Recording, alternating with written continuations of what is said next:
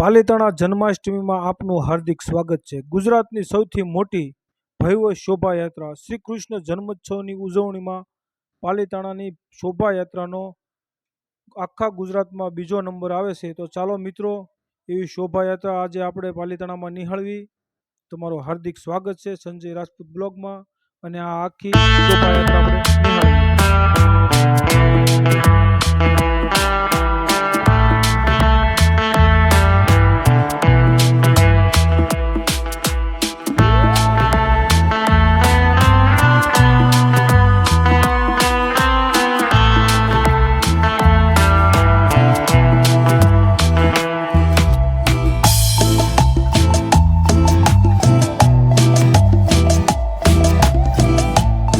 Hello મિત્રો, હું છું સંજય રાજપૂત અને તમારું સ્વાગત છે સંજય રાજપૂત બ્લોગમાં। તો મિત્રો, આજે છે 26 તારીખ અને આપણે જવાનું છે પાલીતાણા ભવ્ય શોભાયાત્રામાં। શ્રી કૃષ્ણ જન્મની ભવ્ય શોભાયાત્રા નીકળે છે દર વર્ષે, તેમાં જવાનું છે। આ શોભાયાત્રા આપણે જોવી તો ગુજરાતની સૌથી મોટી બીજા નંબરની શોભાયાત્રા નીકળે છે પાલીતાણામાં। તો આ 26 વર્ષથી નીકળે છે। આ 26મી શોભાયાત્રા છે। વિશ્વ હિન્દુ પરિષદ અને બજરંગ દળના સંયુક્ત બેના સપોર્ટથી આ 26 વર્ષથી શોભાયાત્રા કાઢવામાં આવે છે। તો ચાલો મિત્રો, શ્રી કૃષ્ણ ભગવાનના જન્મદિવસની શોભાયાત્રા અને ઘણી જ બધી ત્યાં આકૃતિઓ દર્શાવવામાં આવી છે, ભગવાનની કૃતિઓ દર્શાવવામાં આવી છે। તો ચાલો મિત્રો, આપણે શોભાયાત્રા નિહાળવી। અને મિત્રો, ચેનલમાં પહેલી જ વાર હો તો ચેનલ સબસ્ક્રાઈબ કરો, વિડીયો સારો લાગે તો શેર કરો, સબસ્ક્રાઈબ કરો। આ છે શ્રી કૃષ્ણ ભગવાનનો મુખ્ય રથ, અને રથ ઉપર અહીંયા આપણે બિરાજમાન છે બાલ ગોપાલ શ્રી કૃષ્ણ ભગવાન, અને રથની આજુબાજુમાં વિશ્વ હિન્દુ પરિષદ અને બજરંગ દળના સ્વયંસેવકો પ્રસાદી વેચી રહ્યા છે। તો આપણે દર્શન કરીએ બાલ ગોપાલ શ્રી ભગવાન શ્રી કૃષ્ણના।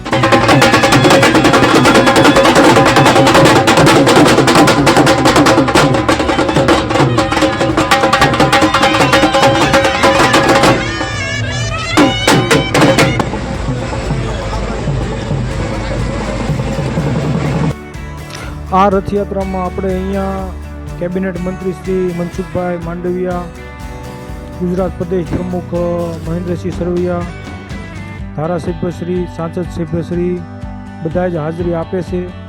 અને આ રથયાત્રા ધામધૂમથી પાલીતાણામાં 26 વર્ષથી ઉજવવામાં આવે છે। વિશ્વ હિન્દુ પરિષદ અને બજરંગ દળ બંનેના સહયોગથી આકાશ પાલીતાણામાં ગુજરાતના બીજા નંબરની ભવ્ય ખૂબ જ મોટી એવી શોભાયાત્રા અહીંયા પાલીતાણામાં નીકળે છે। અને સાથે સાથે આપણે શરબતના કાઉન્ટર, દૂધ કોલ્ડ્રિંકના કાઉન્ટર અને કેટલી જ પ્રસાદી આખા ઓરડામાં આપણે જોશું તો 25 થી 30 જાતની પ્રસાદીઓ લોકોને વહેંચવામાં આવે છે। આ છે આપણે વિશ્વ હિન્દુ પરિષદના પ્રમુખ શ્રી। અહીંયા ઘણા સાધુ સંતોને આમંત્રણ આપવામાં આવ્યું છે અને તેમને શાહી બગીમાં બેસાડી અને શોભાયાત્રામાં સાથે ફેરવવામાં આવે છે। આ આપણે અહીંયા કાલ ભૈરવ દાદાના પૂજારી શ્રી છે, અને સાથે સાથે તે બીજી બગીમાં બીજા પણ ઘણા બધા સાધુઓ છે।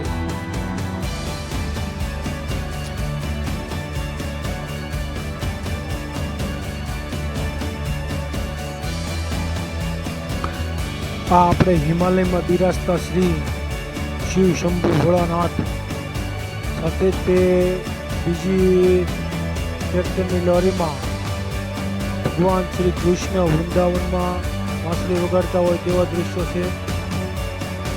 અને આવી ઘણી જ બધી આકૃતિ અહીંયા બનાવવામાં આવી છે। આ છે આપણે ભગવાન શ્રી કૃષ્ણ જેલમાં ભગવાનનો જન્મ થાય છે કે તેમની પણ પ્રતિમા બનાવવામાં આવી છે। અને સાધુ સંતોનું સ્વાગત કરતા અહીંયા બિરાજમાન છે બજરંગદાસ સ્વરૂપ, બજરંગદાસ બાપુ પણ બિરાજમાન છે। આપણે ભગવાન શ્રી કૃષ્ણનો જન્મોત્સવ ઉજવીએ છીએ તો એવું જ એક આ આપણું પાલીતાણા, જે વિશ્વ હિન્દુ પરિષદ અને બજરંગ દળ દ્વારા આજથી 26 વર્ષ પહેલાં નક્કી કરવામાં આવ્યું કે આપણે એક ભવ્ય શોભાયાત્રા કાઢવી અને બધા ધર્મપ્રેમી માણસોના સહયોગથી એક શોભાયાત્રાની શરૂઆત થઈ અને તે શોભાયાત્રા ધીરે ધીરે કરતાં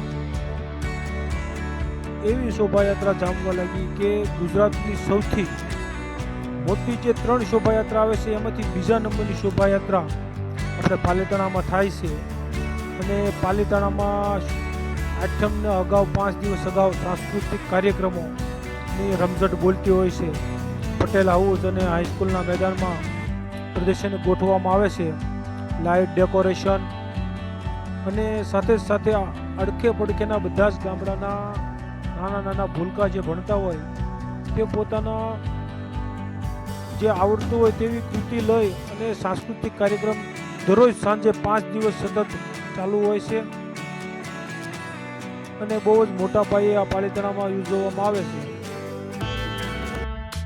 અહીંયા સાથે સાથે તે મોટા મોટા ડાયરાનો પ્રોગ્રામ થાય છે, જે લોક સાહિત્ય કલાકારો હોય છે, ભજનીક હોય છે. તો મિત્રો, આવી જ એક રથયાત્રાનો લાભ લેવા માટે અવશ્ય પાલિતાણા પધારો, આ કાર્યક્રમમાં ભાગ લો અને ગુજરાતની સૌથી મોટી બીજા નંબરની શોભાયાત્રામાં આવવા માટે પધારો અને આનંદ માણો.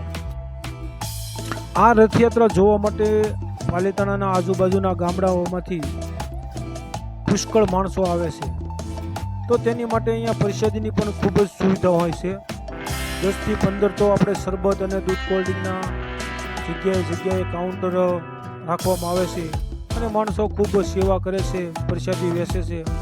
સૈણા, હુકી ભાજી, કેળા, વેફર, આવા અનેક સ્ટોલો રસ્તામાં તમારે આ રથયાત્રા બને છે.